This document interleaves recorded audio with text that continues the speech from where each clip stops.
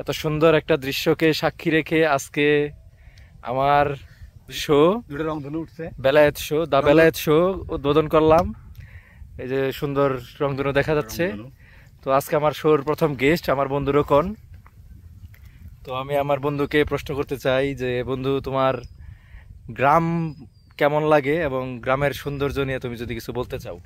গ্রাম অনেক ভালো লাগে, আর গ্রাম বরাবরই অনেক সৌন্দর্য। গ্রামে এই যে নিস্তব্ধতা, এই যে সবুজ সবুজের সমাজ, যার জন্য আমরা তখন ছবি তুললাম। এই সবুজটাই আসলে গ্রামের আসল রূপ। আমরা তো শহরে থাকি, শহরে আসলে ওরবে থাকি না, আমরা তো শহর বলে না, তবে ধুলাবালি বেশি। এখানে কিন্তু ধুলাবালি অনেক কম পাচ্ছি। এখানে একদম ফ্রেশ অক্সিজেন, সাথে এই যে দুইটা রংধনু দেখার মতো সৌভাগ্য হয় আমাদের। ঢাকার আকাশে এরকম রংধনু ওঠে বন্ধু, খুবই কম। ধুলাবালির জন্য তো রংধনু দেখাই যায় না, অথচ এখানে দুইটা রংধনু উঠছে। রংধনুটা দেখা ভালো করে দেখেন আপনার রংধনুটা সুন্দর। আজকে আমার প্রথম শোতে, আমার বেলায়েত শোতে আমি এখন থেকে আমি চিন্তা করছি যে কোনো সুন্দর জায়গায় গেলেই আমরা একটা করে শো করব। তো আচ্ছা, আমার বন্ধুর কাছে আরো দু একটা প্রশ্ন আছে। তো বন্ধু, তোমার ফিউচারে কি প্ল্যান? তুমি কোন দিকে যাইতে চাইতেছো? একটু যদি তোমার ফিউচার নিয়ে কিছু বলতা। যাইতেছি তো অথবত নেই, মাঝখানে থেকে ভালো কিছু করতে পারলে কই যাওয়া যায়। গেলে অবশ্যই তোরা মনে থাকবি, no problem, you can stay here. Okay, you can ask me anything you want.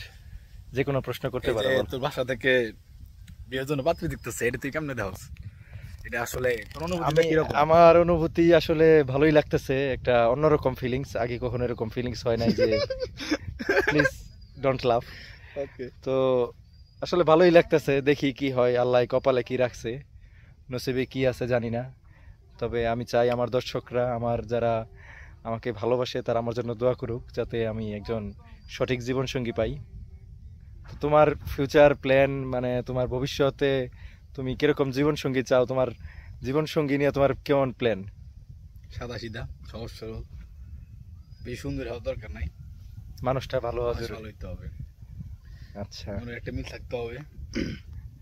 আচ্ছা, শেষ আমার একটা প্রশ্ন, যে প্রকৃতি নিয়ে তোমার ভাবনা, প্রকৃতি নিয়ে দু একটা লাইন বলো। আমাদের এই প্রশ্ন দিয়ে আজকে পরে আমাদের শো শেষ হবে। আমাদের শোটা নর্মালি আমরা 3 মিনিটের মধ্যে শেষ করব। অবশ্যই অবশ্যই, ঠিক আছে, শেষ কর। প্রকৃতি নিয়ে আসলে বলার ভাবে কিছু নাই, আমরা তো প্রকৃতি কবি না। পল্লী কবির এলাকায় আসছি, অবশ্যই হ্যাঁ, আমরা পল্লী কবির এলাকায় আসছি, জসীমউদ্দিনের এলাকায়।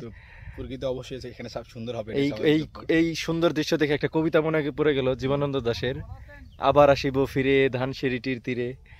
আমি আর বলতে চাইতেছি না, কারণ যদি ভুলভাল বলে ফেলি এর জন্য বলতে চাচ্ছি না। আমাদের টাইম প্রায় শেষ পর্যায়ে। আমাদের এই শো আমাদের এতটুকুই। সবাইকে ধন্যবাদ। নেক্সটে আরো পর্ব আসবে ইনশাল্লাহ। ততদিন পর্যন্ত পাশে থাকুন। ধন্যবাদ।